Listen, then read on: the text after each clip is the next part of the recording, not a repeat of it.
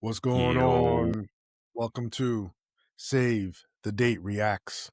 I'm one of your hosts, Heath, what's good, everybody? It's Jamie O. How y'all and you feeling out know, there? yeah, and you know, But you want me to do the whole thing? It's your boy Jo the Pro, and I ain't gotta tell you because you already know how it go. start hitting the drum beat, hitting the table. Right, Yo, like the clips in the lot in the yeah, lunchroom. that No clips beat. music. Oh yeah, Yeah, bro. yo, you Iconic, couldn't get away from the iconic. grinding. Yeah, Yeah, forget about it. Pharrell was too hot. yeah. But guys, check us out at Save the Date Now, TikTok, YouTube Shorts, Mm-hmm. and All up in Instagram. your shorts. Yeah, we definitely got a lot bubbling on YouTube Shorts and TikTok. So check us out.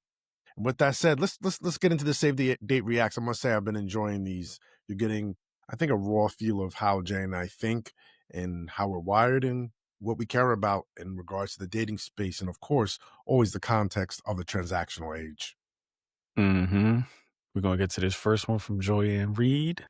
Expectations on young men are you got to be rich, famous, doing. and then it's like so these young men they feel like they're always inadequate to every the girls looking for them to pay for dinner, do for the, and it's also I feel like for young women the idea is it's okay to grow with somebody. Me and my husband literally were at McDonald's and a movie, like, and there's we grew from broke. Yeah. We literally grew up together. You know, we were in our 20s and we grew up together. I would be at his house, you know, because like I said, I was a little orphan. My mom was gone. My father was in Congo. And so when I would go hang out in Queens with his family, they were like my family. So I was like kind of adopting the family. We were two people with no money. We were two people with big dreams and we were growing together. And I wish more young people would think about the idea the person doesn't have to have everything already. You can literally start from nothing and grow together to have something. We did it. And I wish people would do that. The world of quick fixes. It's the quick fixes But the quick fix is being exasperated by social media. And social Yes. media saying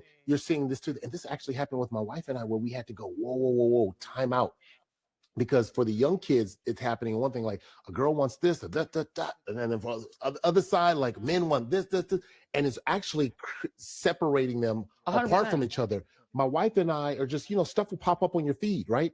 And it's like, if your wife does this, this means this. And for her, she's getting, if your husband does this, and it's all happening privately, and it might be some little bit of truth in there But that you won't see a lot. Yeah, but you won't see it like that might connect. And you go, oh, that's what she's doing. But And also, before you know it, you start fighting against each other. Exactly. And the other piece of it is just know that most of the lives you see people leading on social media are bullshit. It's not real. The women I see, they're always taking pictures of, I'm in a better place than you. Look. And it's not real. It's not real. And it's creating envy. But I also believe, this is my own conspiracy theory, I also believe that the algorithm is trying to make 100%. everyone asexual, where they are it's just me and the phone. It's just me. I don't want your relationship to be with the phone and not with human beings. So it's like, hey, like it's just me. It's just me, myself, a phone again. Brother, listen. Thoughts, ideas, suggestions? Oh yeah, how you feeling about that? First There's of a all, lot of shout heat, out, a lot of heat in that joint. Yeah, shout out to Joyanne Reed. Mm-hmm. So number one, wait a minute, not just Joy. We got to shout out your man. Well, she Godfrey. was the one driving the conversation. I'm gonna let brother. Let me cook. Okay, no let doubt. me cook, brother. Please. Go ahead, chef. Thank you. Go ahead, chef. I got it. Number one, thank her for saying what she said. It's important for an accomplished, well-known woman to say what she said. The pressures on young men to perform and have when they are coming from places and contexts, social contexts where they don't have, is ungodly. I would even say demonic. To hear a woman talk about how we grew together is also resonant. And I believe an important part of the American story of many relationships, how they've helped each other. And it was just, I think I was elated to see her stand her ground and just say, hey, my husband and I were going to McDonald's in a movie. I was living with his family, and just kind of just old school nurturing of families being together. She obviously didn't have her family that involved, but it became a part of his, and they just blossomed together. And they're both very accomplished individuals. I think she's a film major, and I think her husband was a film major as well. And it was just cool to see that. The second thing for me was what the gentleman said, which I don't know the other gentleman who's there with Godfrey, but what he said, which is you're watching a lot of this content privately. And in the beginning, it's not that big of a deal. There's a kernel of truth, but that kernel of truth starts to get into you. And like they said, the devil mixes lies with truth. And next thing you know, you're going off half cocked on your partner because you could be doing more. You said you were going to do more, but it ain't enough. And here's why. I got an itinerary. I got a list. I got a whole video that speaks to the emotional divide that exists between us. And the last thing I'll say was it just seems like he said that all they're trying to do is make you in love with your phone. It's just you and the phone. That's Yeah. it. That's all you need. Everything's accessible right through this box with a screen. Everything. You want connection? I got it for you. You want anger? I got it for you. You want sex? I got it for you. You want to buy something from Amazon? I got it for you. You want to Grubhub it? I got it for you. Everything's through this box with a screen. And that point that he made also was like, Snappy's right. There seems to be like this plot, not even to divide, but just to get you in love with your device. Yeah, definitely made me think about The Matrix and the scene with all of the copper tops and those babies in those pods and just being hooked up to a machine. Like, it definitely made me think about that, like how that feels so real because a lot of us are just super plugged in to devices and things like that. So yeah, man, that was a big thing. I think also this is the reason why sometimes I'll always bring up this conversation about luxury and how it Yes. influences Yes. our preferences. Because you got a lot of people, like we talked about before, there's a lot of people who want to be married. I mean, just emotionally, they want to be married. It's a value that they have to be in a long-term committed relationship. And because they don't have the economic means, they're taught, well, let's break this down, right? From the guy's side, from the beginning, they're like she said, they're being taught that they have to perform, but they're being taught that they got to perform in a game that they weren't made to win. They weren't designed to win in this game. So it's always just going to be a constant or perpetual hitting yourself on the forehead, on the wall, and just being like, yo, I'm never going to feel like I'm good enough. And then obviously with the women, they're being programmed to want name brand bags and shoes. And there's got to be, you know, a 4 or 5 story or room mansion. And, you know, it's got to be like the nice cars and things like that. They're not really okay with, or a lot of them feel like because I can afford this on my own, whoever's coming to me got to at least have this or better. And I just think, you know, this conversation about luxury sometimes is what we talk about. Is this? It's what makes love feel like it's behind a paywall. It's what makes people feel like, yo, the economic pressure is too much. I can't afford to be in love. You know what I mean? So, and they talked about the algorithm culture. So, like, I feel like they talked about everything we've been saying about this transactional age. You know what I mean? So, yeah, this was right up our alley. This is something we've been talking about heavily. And yeah, man, I hope more young men do hear that message that like, or more people in general hear Yeah. that message that they can build together, they can grow together. And they need to hear it from both men and women who experienced it. Like she talked about it obviously from being, you know, her experience. Me and my husband did X, Y, and Z movies and McDonald's, whatnot. You know, it's some people that came together just on a sip and paint, on the humble, getting some coffee or, you know, going to a museum, a free exhibition or a free art show. Or there was a lot of things that you could do at a good rate and create some memories. Everything ain't gotta be, you know, Nobu and, you know, $400 or $500 dates. Tatiana's. And yeah, son, it's there's more currency in creating the experience than just the ambiance of a place, than just Well, the price tag that it costs to be there. I remember recently 50 Cent said there's some people who are happy in an apartment, nice little apartment, 1 bedroom, than people in mansions because they know how to be happy with themselves and be happy where they're at. Mm-hmm. And I told you there was this one woman, I never saved it, on Instagram, who talked about her and her husband just socked away their money into Oh income yeah. generating assets for Mm-hmm. 14 years until they got to a point where they didn't have to live off their earned income. And now they still do that. You know, it takes a lot to build together, but when 2 people are on the same page, I'm And going to in tell you, agreement. you're unstoppable. Mm-hmm.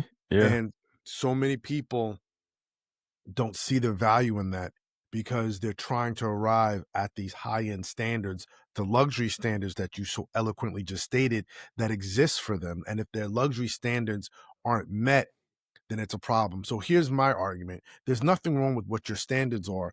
I never question so much the what, I question the how. Meaning, how are you arriving at what you want?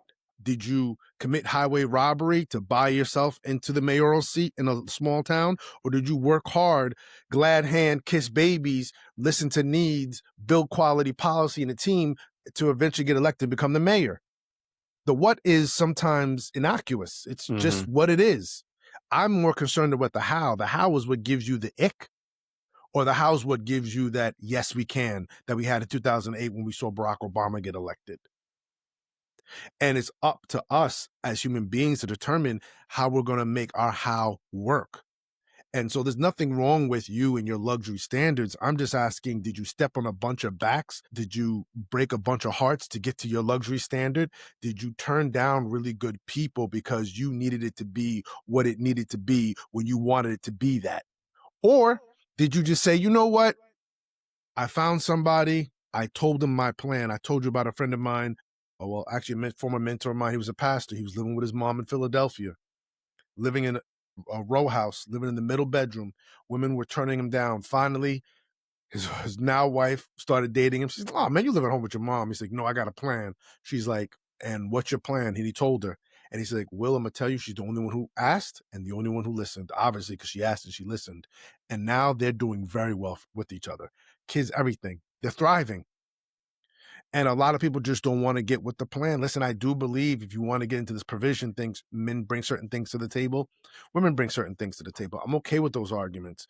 I'm questioning how you're getting there. And I'm keep hitting that nail with this hammer because so many of us are just so consumed and obsessed with what we want, not thinking about who we're becoming in the process of getting what we want and who we're hurting or helping in the process of getting what we want. And that's tearing the fabric of society. It's just bringing a big fat tear down the middle. Yeah, I would And then say we're this. wondering why we had these problems. Yeah, I will say this last thing. I'm totally with you on not telling people to come off of their preferences, because like you, I do think, those things exist and they have their place. And, I'm not trying to moralize the price tag on somebody's preferences. If you like, these name brand high end things that cost a lot of money, I think that's fine, like you said, but are you weaponizing it? Are you making it such a demand that the person that you're with has to continually perform that and stay on that treadmill every day? And if they don't meet that mark, you know what I mean? Are you lambasting them? Are you shaming them? Are you making them feel bad or less than? That's more of my concern. And usually I think what I'm saying is a lot of the times when people have those luxury needs, to your point, the how is, I don't want to say they got it by, nefarious means, but it's like you have to exhibit a certain quality of not caring about feeling sometimes to be that way and to keep your mind on that. And I'm saying, I think a lot of times that lifestyle just produces callous people. Got it. Chasing those things. Yeah, So the culture. Yeah. The culture of consumption. Got it. On an excessive luxury level. Yeah. Yeah, for sure. Yeah. All right.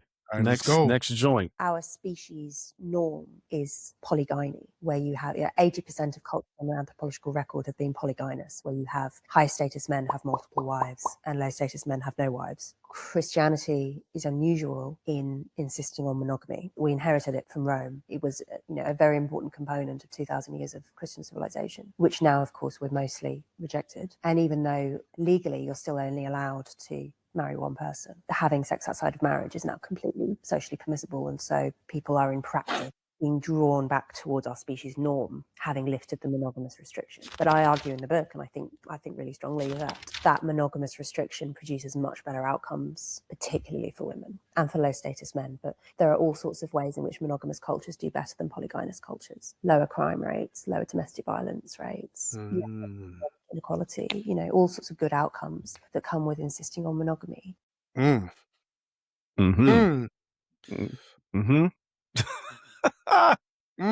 Yeah, let off. You got the AK outside?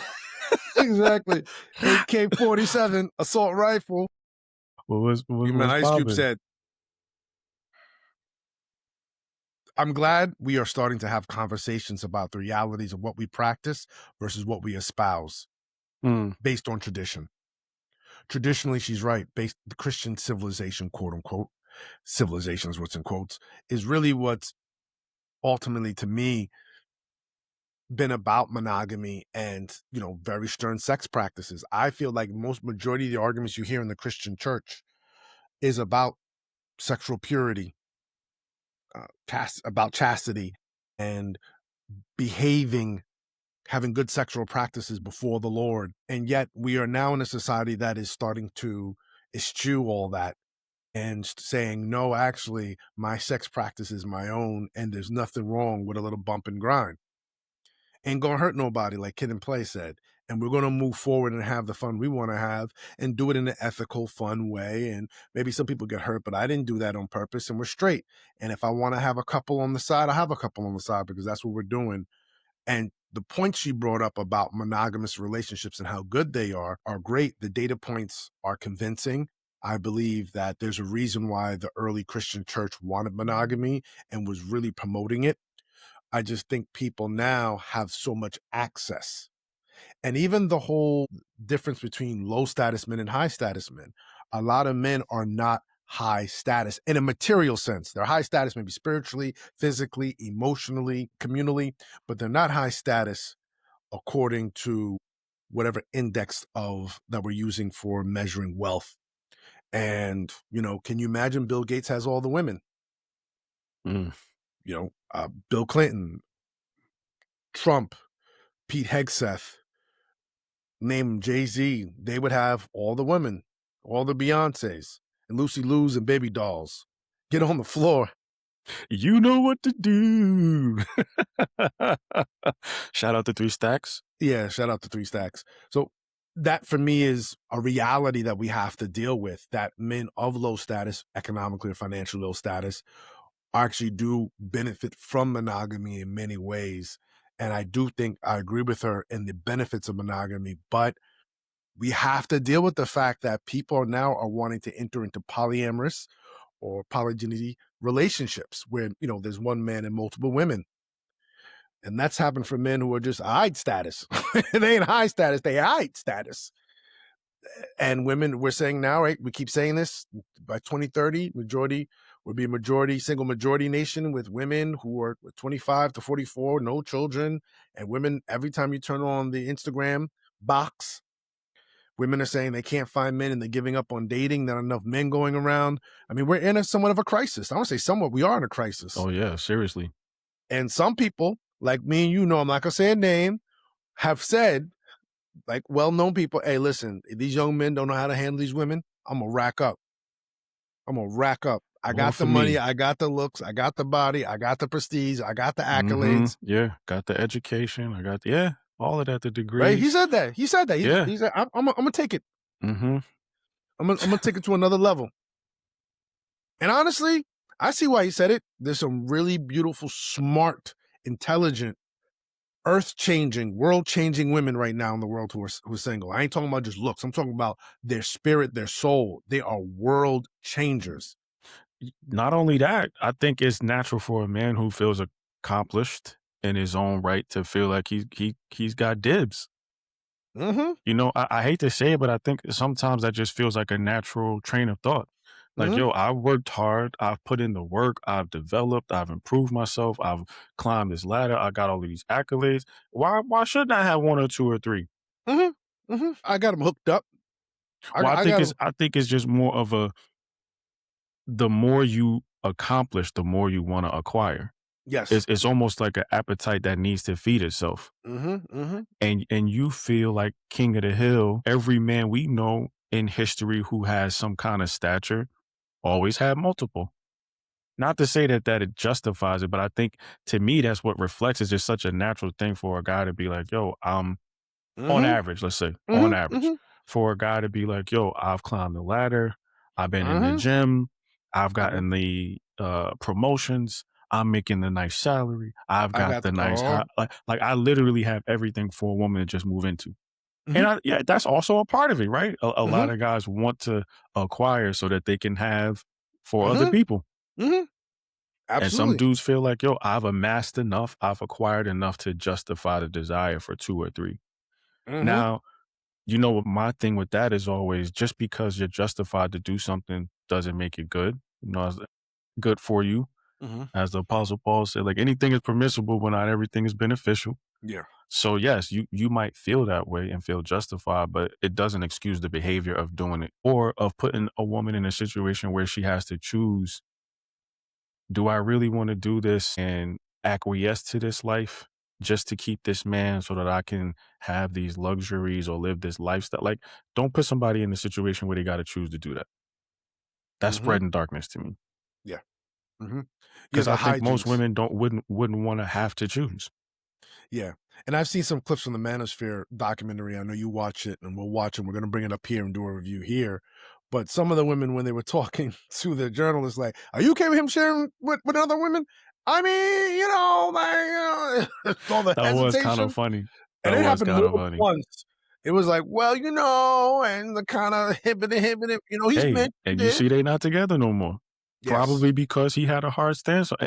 And see, that's the thing. Because he feels like he's acquired and generated and developed and done so much, there's no like all of the, and his mindset is I'm better than all the women who would choose me. So me opening up this lifestyle to them is their come up. Yeah, yeah, yeah. I'm turning you on, putting you on, like I'm Big L said. upgrading your life. Exactly. A lot of them dudes think that way. Like, yo, they pick girls who usually are younger. Like they say, that's what they prioritize, youth and beauty.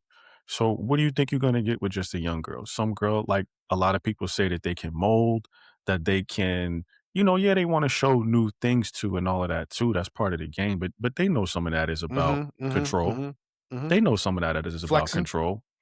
Like, flexing. yo, because of the money that I make and the level that I provide on and the status that I have, yeah, I can have 2 or 3 and she gonna be quiet about it. Like, no, every girl is not gonna be quiet about it. No, no, Even if they start getting on with you and be with you for a little while, they not just gonna stay okay with the idea. Clearly she didn't, no, right? absolutely not. So it's not like they just gonna stay okay with it or just sit back and be idle and collect 200 when they pass go. It's not like they just gonna do Yeah. that and keep it pushing. No, no, they're not So gonna do that.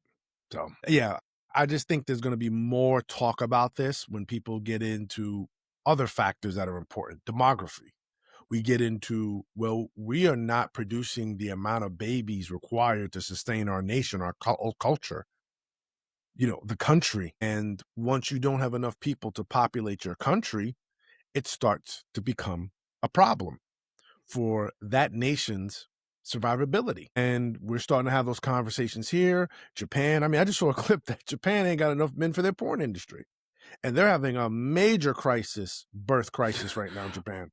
I thought you was about to say they're having a major crisis in porn production. I was about to Yeah, say, well, that too, apparently, because they said I mean, for those who do the heterosexual porn, the typical, heteronormative porn, yeah, probably they seem to be. Now, I know there's I read a book called The Shutting Out of the Sun, which touches on some of the issues they're having with coupling and dating. And like you just said, the women aren't having it.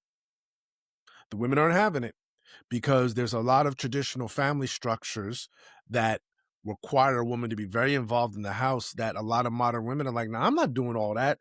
Moving into your house, taking care of your mama and them, and then, nah, man, we ain't doing all that. I got my own work, my own life, my own job, my own sense of self and personality and purpose, and it don't involve me doing all that. now here's what I will say. So, Oh, my and bad. Go ahead. also, the last thing I'll say too is also there seems to be an awkwardness in dating between the men and the women. Really just bad communication that exists. Again, according to this author, that's happening there, and I read about this in 2015. Now it's or the last, I would say 5 to 6 years is becoming even more and more important because Japan's having a problem, and we're right along with them. Birth rates. But go ahead. You wanted to jump in and say something. Yeah, I mean, I was gonna say I think as many women as there are who are not having it, there are a lot who are. And I think I don't know if there's ever gonna be a one-size-fit-all approach to this. I think you're going to always have people who want that lifestyle is going to work for them. It's just a matter of doing it ethically. And I don't know how to define that. I think that's up to the people who are in it. But I think anytime you're dealing with I guess a taboo or a tricky situation like that, something that's trivial in that way, I think ethics have to be the compass. That has to be what's going to be able to get y'all through that. Because like I said, you cannot force someone to just acquiesce and hold the carrot of provision over them. I agree. That's not fair. I agree. And it's not right. I agree. So I agree. to weaponize your status and the fact that you can provide on a certain level, I think that's wrong. And on that note, we move to the next one. About to drop these bombs. Been with me for years. When I was nobody. When I was driving taxi and I stole food in the market because I didn't have any money. I even stole my first birth test where we find out she was pregnant with Christopher in her tummy. Then I left this woman because I did go on the Hollywood lifestyle. I didn't know the jewel I was having. I'm so happy that Gladys forgave me for my mistakes. You are close to be perfect to me, but believe me, I'm so happy. I'm blessed. You okay, babe?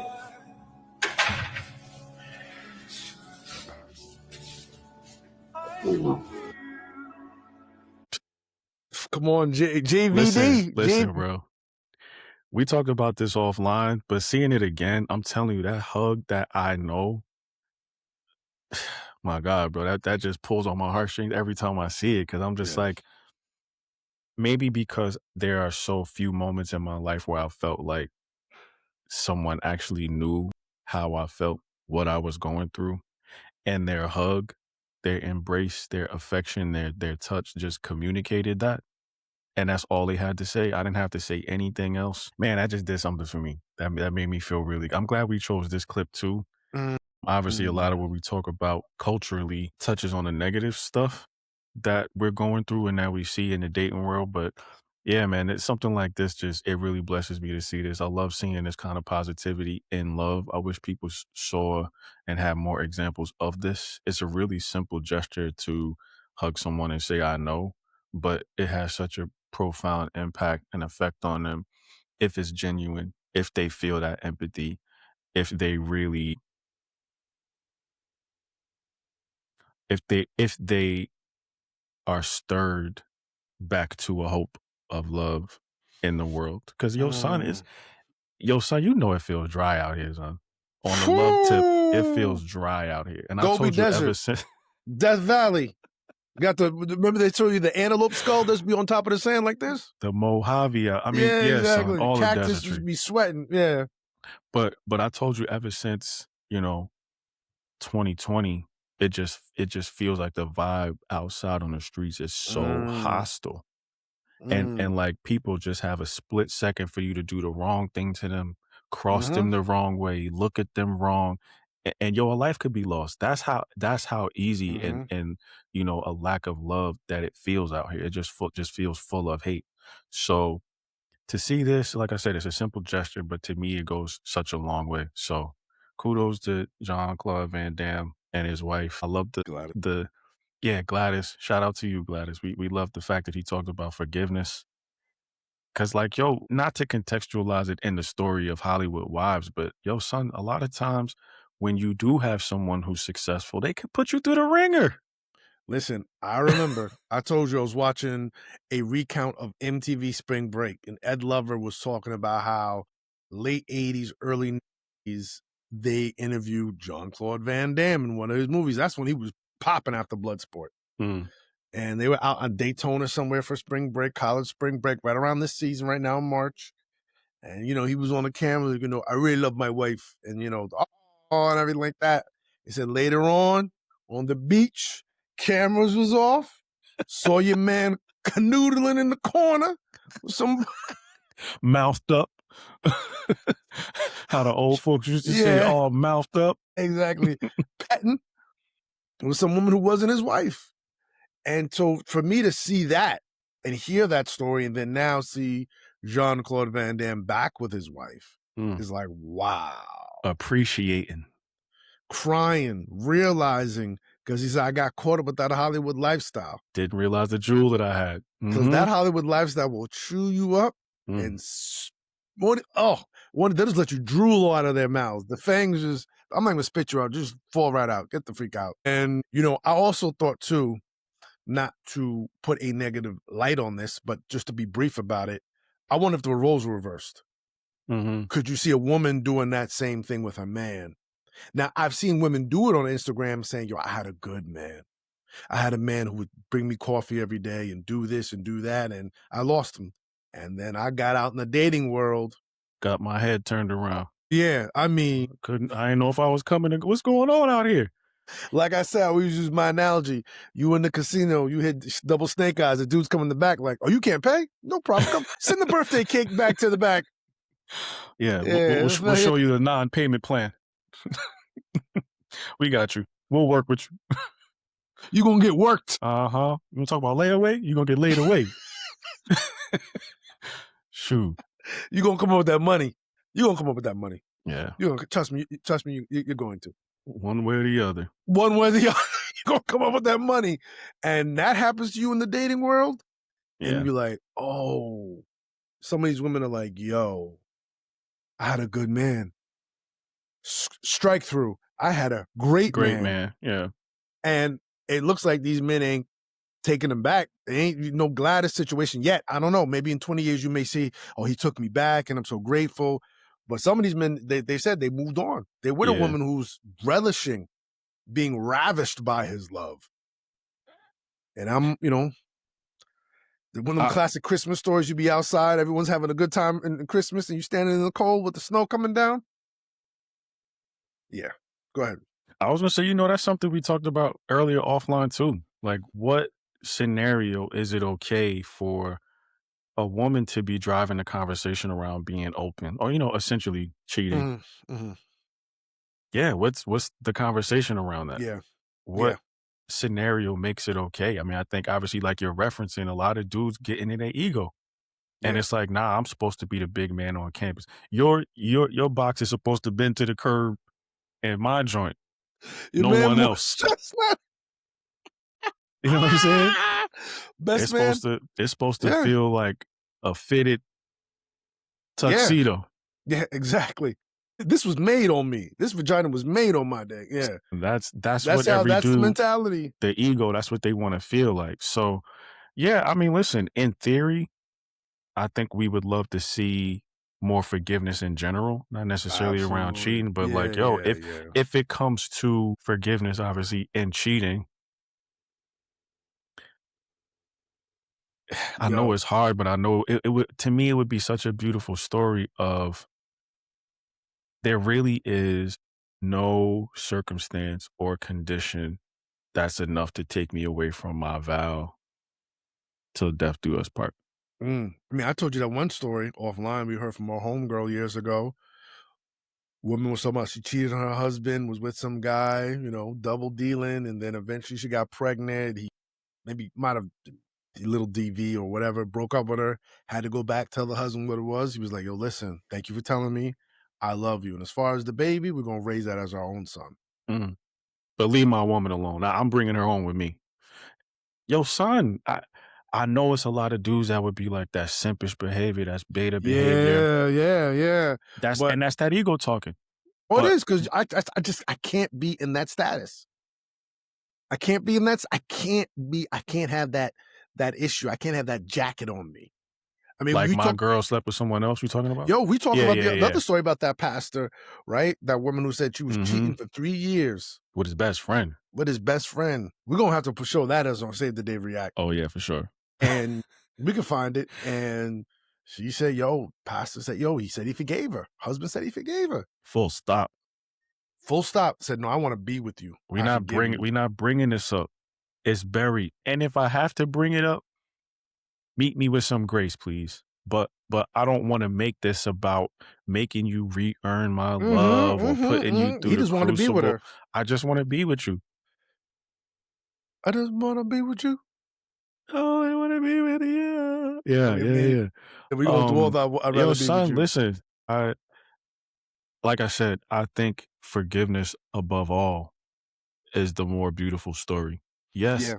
yes, I know nobody wants to have that Whew. situation happen. They don't want to be the one to have to be the bigger person. Yeah, no one does. No one. But to be able to, again, especially in a marriage context, like we're talking about, and this is coming from someone who didn't live up to this, y'all. There's nothing worth giving up the marriage that you have. If you know that you're supposed to be there and that's really You're calling. your calling to be there, there's nothing more important. Like it's really almost like the vow that you take in marriage, or let no man tear apart, even you and your spouse. Let no man tear apart what God brought together. It's a beautiful thing, bro. It really is a beautiful and strong vow and value to live by. There's nothing more compelling or stronger than that vow you make to be with someone and commit the rest of your life. Do you remember in The Best Man? Your man was trying to tell his parents he was canceling the wedding. He was crying, holding on to him all he could have, and his mom was his best friend. Digging at his girl. For real, son. Yo, son, it had to be a movie. Cause we know most dudes would not do that. But and then still showed up at the altar. Yeah. And then look what happened to her in the story. Yeah. Not saying it was punishment. I'm just saying, like, this is the life people live together. Like, at the end of the day, he just wanted his wife to stay alive. Yeah. I mean, All that was forgiven. you built so much. And I like, this is the thing, bro. I don't want the people who have been cheated on to feel discounted in this. Cause it's not about, just get over it and forgive. It's not that. Yeah. Take your time and heal. Yeah. It's not that. Yes, take your time and heal. Yes, take whatever time is necessary to mend that breach and to recalibrate, getting back on track with building love with this person. Yes, get back to all of that, do all of that. But recognize that there's no greater story that you can live out than making the declaration by staying and forgiving that it really is till death do us part. Like this vow that I made, it means something to me. I'm not even forgiving you for you. I'm doing it for me because this is part of my DNA.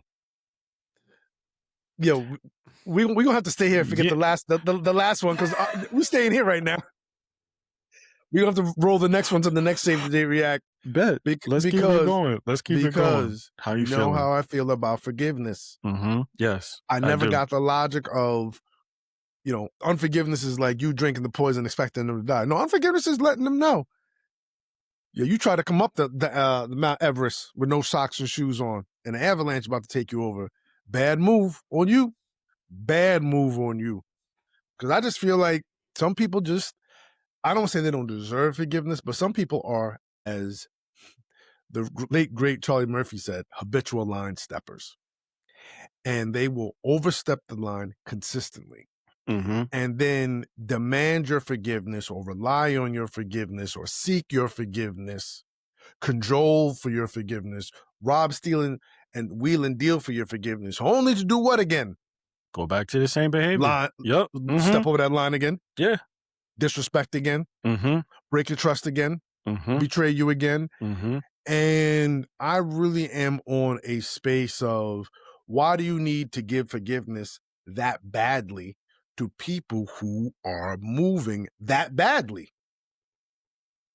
Now, I also don't think you need to weaponize, attack, strategize, and seek and destroy someone who's been the offender. You can just distance yourself. But at that point, for me, it's not even about forgiveness. It's just about, you over there, I'm over here. You in Okinawa, I'm in New Delhi. You in New Delhi, I'm in London, England. You in London, England, I'm in Patagonia. Like, we just keep a comfortable distance between each other at all times so that I can understand and I can be who I need to be as I choose to be, and you can be who you need to be as you choose to be. Because you've shown me with your behavior, with how you live your life, and with the betrayal. I'm going to say that again. The betrayal you've chosen, that you don't need to be a part of me or my community. And that's it. It's not even a forgiveness thing. It's a distance issue. It's a distance issue. Stay over there and I'm over here. And if now you come over here, I'm over there. There's always a comfortable space between us. Yeah. I mean, listen. Because I just don't get it. I struggle with this, the logic of this. To me, it's not a logic that the average person is going to feel oriented towards. It's not natural for us to be that way. It is your vertical relationship informing all your horizontal ones. To me, this is just me. Drop your game. Obviously there are, the cardinal sins and there are things that a lot of people will be like, nah, bro, you deserve the corporal punishment for this. We know some of those bad behaviors and what those things are, right? Obviously. But even if you're not on the big boy, big girl list, I guarantee you're doing something that requires forgiveness from either someone else or from your source. Fair enough. With that in mind, it's not easy to just tell yourself you'll forgive and move on. That's why I'm saying it really has to be about the process of and the mindset of forgiveness. That always has to be a destination. And it's not going to be a overnight thing. I mean, some things you can forgive overnight and it's like, you know what, whatever, it's not that big a deal. But obviously we're talking about these things, as you like to call it, or just reference this behavior, this line stepping that happens continually. That to me is a very different scenario than somebody, because obviously now I'm thinking about me and I'm just like, when I cheated, it was one instance of doing something with someone else. I was being made to feel like I did that every day. Just walking through the streets. Like I'm just walking through the streets, bopping a bunch of, it's not like I'm happily peeling it out here with, you know what I'm saying? So listen. Swallowing keys. So listen, right? My ex-wife at the time, in my mind, I wish there would have been a process to where she would have been able to forgive the act, right? The act. And we could have put ourselves on a path to forgiveness. But it seemed like the act became a defining characteristic of me. And to me, that is reflective of someone who doesn't have the mindset of forgiveness. That now you are being defined by this act. Now the act is you. It's not something you did, it's who you are. For sure. And I'm just like, I think to me, when we talked about wants and needs and how people could be gracious about that, you can be gracious in being hurt, and you can be gracious in, being betrayed, being lied to. You can be gracious in all of those things.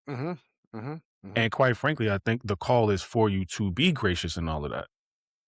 It's not to discount your feelings, but it is to say, I'm resolute in myself, in my mind, that this is the standard that I want to live at. I want to be a gracious person. I want to be a forgiving person. I want to be a loving person. So, if someone offends me, I'm not just going to put them in front of the firing squad. Even though I'm justified in doing that, even though my feelings say I have the right to do that, I'm not going to choose to do that, even if I feel that way. But it's a process. It is a process. I'm saying the process starts with acknowledging the feelings first. So yes, do that. It's just not to take that away. It's just to say, let's find a way to deal with the feelings while we're dealing with the behavior of the person who hurt you. Yeah. I don't know if that makes sense, but no. Mind, for you, it was about, okay, let's forgive the act, but let's deal with the person. the person still need, and you may need time to deal with the feelings about what the person did with that act. Mm-hmm. Totally understandable. I'll give you an example. I once heard of a story when I was overseas. I was in the UK, and a gentleman, wife, was moving towards divorce because he cheated. He was at a company party. Everyone's just chilling, having a glass of wine or 2 or 18, and he was having 18, and another coworker, woman, was having 18, and they kissed. And they kissed. That's it. They kissed. Mm. Now, I don't know if it was or if it was, the straight, just, 7th Slob grade. down. Yeah, spin the bottle slob down. Right. You've been practicing on your pillow for the last 2 weeks because you knew this was coming. Exactly. Doing the joint in the corner where you had to, yeah, for sure. Oh, man. And the wife was like, nah, no way, Jose. Mm-mm. She had the war council. She had the lawyers. She had all full guns. The guns weren't doing 21 gun salute. They weren't doing it. They were just pointing it at him. They were pointing in the sky. Right. This is what it's going to be like at your funeral after this, because we'll point him in the sky. And she was going hard. And the person who told me the story was like, yo, I find it a little weird that an office kiss would lead to this kind of response. That an office kiss, a kiss is just a kiss.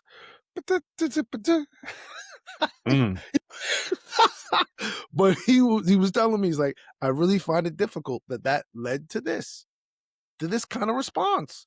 It's just like, you're out for blood, out for justice, like Steven Seagal. Off an office kiss. Now, this is why I thought about this story, because you talked about the act. We don't know everyone's act, but some acts are like that. They're just, I was, we were chilling and blah, blah, blah, blah, blah, blah, and I groped and I grabbed, and no, we can't do this, and we both realized that was stupid, and then someone's like, nah, that was cheating. And you know what you can do right now?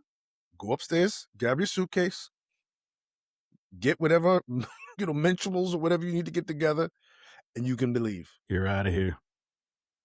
And you'll be hearing from my lawyer in the morning.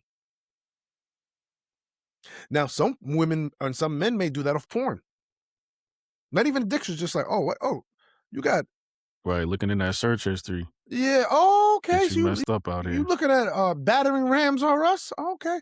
Check that. You're going to need a battering ram to get back to your bank account, because you'll hear from my lawyer in the morning. So I'm just saying, like, at what point is it the act, like you're saying? Is it how you're defining this person with that act? Did you have preconceived notions about that person before they did that? Or that act. Did you come to it with your own understanding and biases and real life judgments? Yeah, that's fine. I mean, that's just life. That's how the human brain works. But it just came to me because what really defines someone's need to forgive? At what level do you kick in the forgiveness? Because to me, a kiss is just a kiss, all jokes aside. Other things become a little bit more, things that make you go, man, CNC Music Factory. But for some people, right, that person who was pushing that envelope after that guy did that office kiss had every right to push that envelope, technically. I mean, it was just an office kiss, but like we said, we flip it. I would have some women friends be like, all right, let it be the wife who kissed some dude at the office. Some men be gunning for blood. Wilding out. Or they do like this, you know what? Cool. Guess what? Because you did that, give me this, give me that, head every night. Dishes need to be cleaned. Yeah, that tub I asked you to clean every day that you've been fighting, cleaned every day. I'm running down my to-do list now. Like the Reddit story. Yeah, like the Reddit story. I'm running down my to-do list now. Bank account, don't ask me about that trip to Aspen. That costs too much money. When I say it costs too much money, you will be quiet. Yeah. Wrap that up, fam. Yeah. Yeah, seriously. Ain't no girls trip. Yeah. And definitely not with Monica, because she knew about it this whole time and didn't say nothing. Yeah. So now I get to really get my leverage in the relationship. Yeah, get my licks in. yeah, I've been fighting for this and fighting for that. Okay. And we are getting rid of that dog. I told you I'm allergic. No dog? Okay, cool. So you know what I'm going to do? I have to go down to Berman, divorce attorneys. And, that's what we're going to be.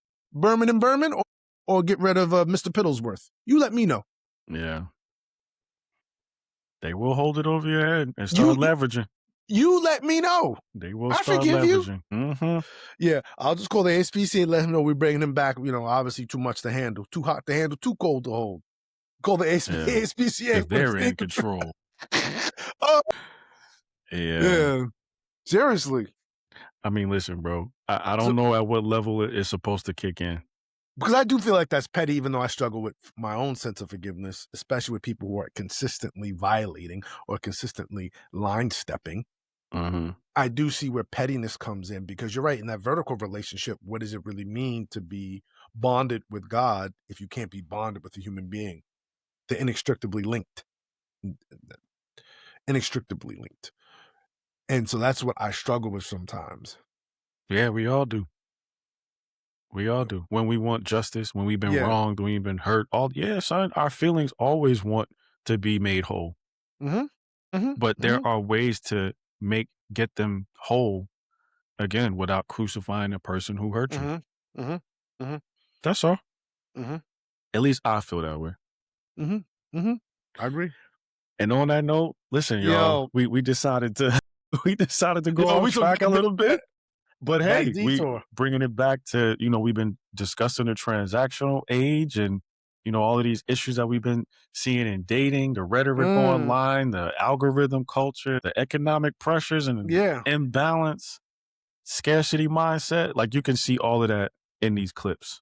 Absolutely. And you're going to see more of it coming from us, because we're enjoying this little ride right now of Save the Day Reacts. So check us out. Save the Date now, Instagram, TikTok, YouTube. Check us out on YouTube Shorts and TikTok in particular. Until next episode, I'm Heath. I'm Jamie, y'all. Peace. Take care.